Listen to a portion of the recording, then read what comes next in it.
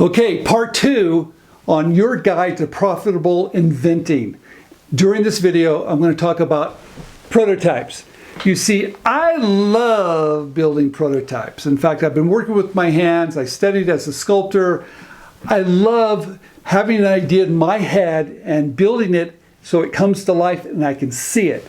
There's nothing greater. It's magical to see those ideas come to life. But at the end of the day, if you want to be a profitable inventor, you need to be smart, you need to be frugal, you need to save your money, you need to test those ideas. So we're going to talk a little bit about that. You see, if you were to build a prototype on every idea you have, you go broke and you will not be a profitable inventor. There's a lot of people out there that are telling you, hey, you have to have a prototype.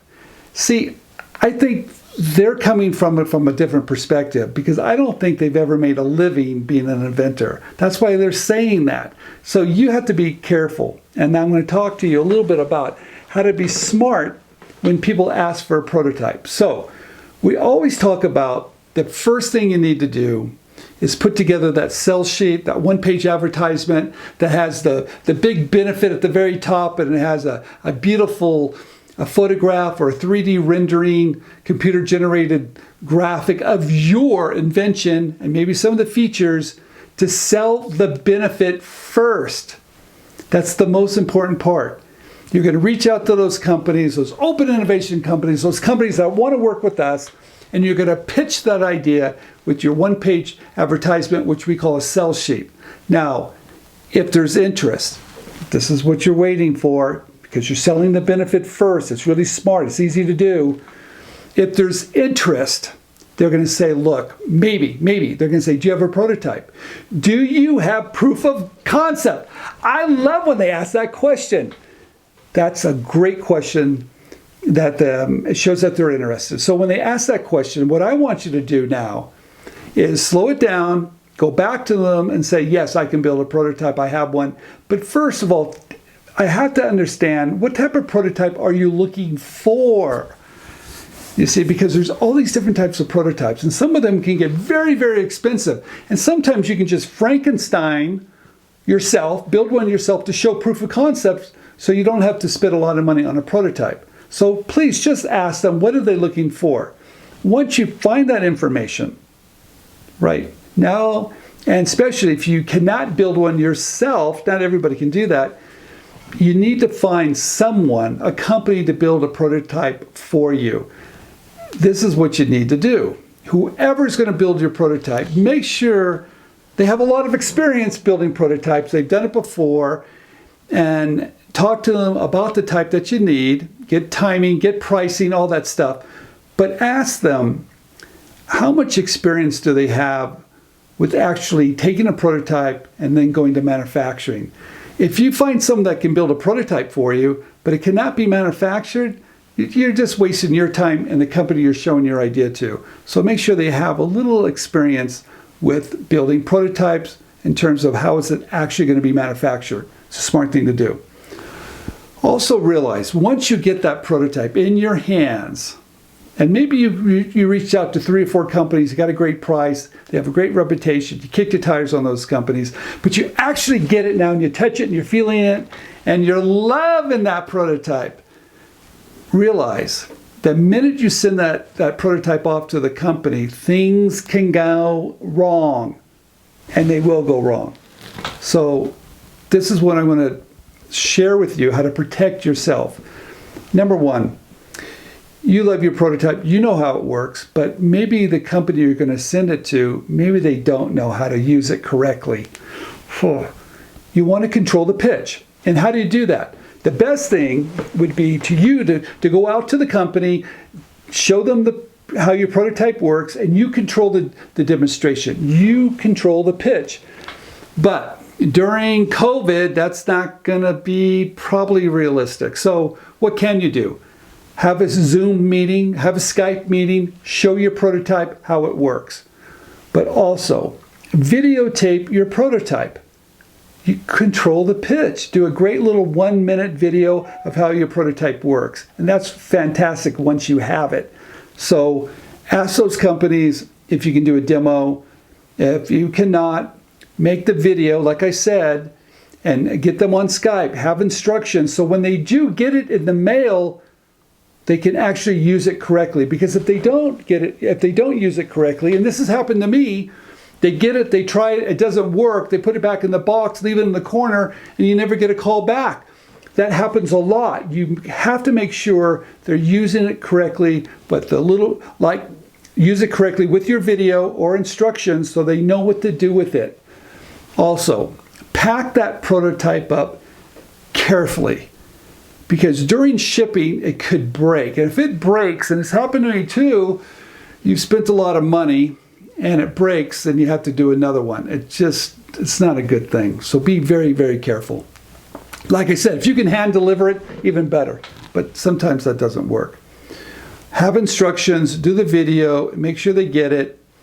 You have to do that. Also realize there's a very good chance they're not going to send it back to you. And that's going to break your heart, because they're very busy. I know it's expensive to you. They're looking at a lot of products. Sometimes they'll put it in the corner, but sometimes they don't even send it back.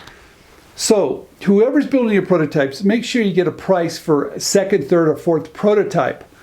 Wow, because the first one's the most expensive one. The second, third one's going to be a little bit less. But know what the price point is, because you might need multiple prototypes. That's why I want you to videotape it in case something goes wrong.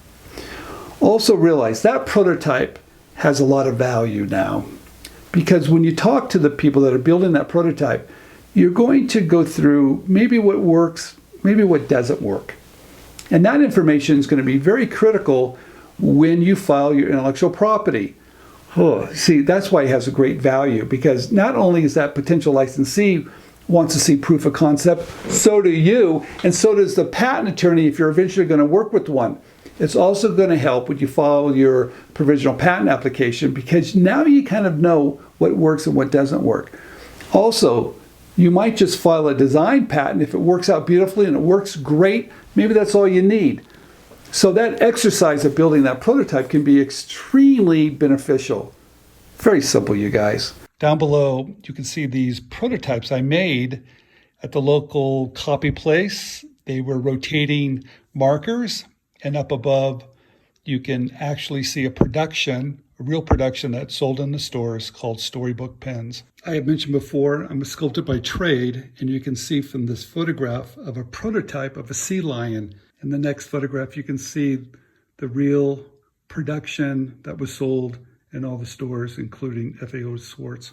As you can tell, I love building prototypes, but you have to be smart and frugal with your time. Many times I would pitch an idea, as I mentioned before, with a sell sheet, and if there was interest, then I'd build a prototype. You can see below, at the time I was in Modesto, California, and it's extremely hot. And I was worried that my daughter's food in her lunch pail was getting extremely hot during the day. So I came up with this idea. I called them Cool Pals, and you can see the prototype over here. And then you can actually see the production that hit the stores called Cool Pals. As you can tell, I love building prototypes, especially when I can make them by hand and they're very inexpensive to show proof of concept. Down below, you'll see a rotating cup that I struggled with for years to launch. There's the prototype there, and now you can see a pre-production sample. As I mentioned before, sometimes you can show a company a sketch just to license an idea. And here you can see this early sketch. It's called Fast Food Puppets, which the company absolutely loved. And from this drawing, they took it and made production samples, and eventually this was in all the stores, called Fast Food Puppets, licensed just from a sketch. Here's the prototype for the Michael Jordan wall ball. As you can see, it's pretty rough, but it was very inexpensive to build. And once I sent it off to Ohio Art, that's all they needed to build the production Michael Jordan wall ball that was in all the stores and sold for over 10 years. The label was very simple to do, as you can see here. And also, if you watch the Alex Trebek commercial, that's actually a prototype my office made. Sundown Herbals presents its remarkable Twist and Learn label. It works like an herbal information center that helps you learn about herbs simply by turning the label. Sundown's new Twist and Learn label, where to turn for help. And next you can see real labels that were produced and also won many industry awards. Once again, you could see I made these very simple prototypes that I could make myself. So it was very easy to do and very, very inexpensive. So here, these are cups that are called mix and match. And here you're looking at a full production that's sold in all the Disney stores and theme parks around the world. So the question in my mind, it's not if you should build a prototype, it's really when you should build a prototype. So don't let anybody pressure you that you have to have a prototype. I know, I love prototypes. I want to touch it, I want to feel it, I want to see it. But if I had to build a prototype for every idea I've come up with, because this is a game of a lot of ideas, not just one.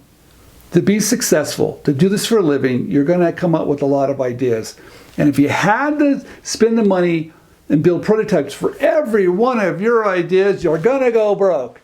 So be careful, be frugal, be smart. Keep on watching these videos. I love prototypes. So the question is, it's not really if I should build a prototype, it's when I should build one. Build one when you have interest. That way you're going to save yourself time, money, and heartache. Thanks for watching this video. Stephen Key here, and I'll see you on the next one.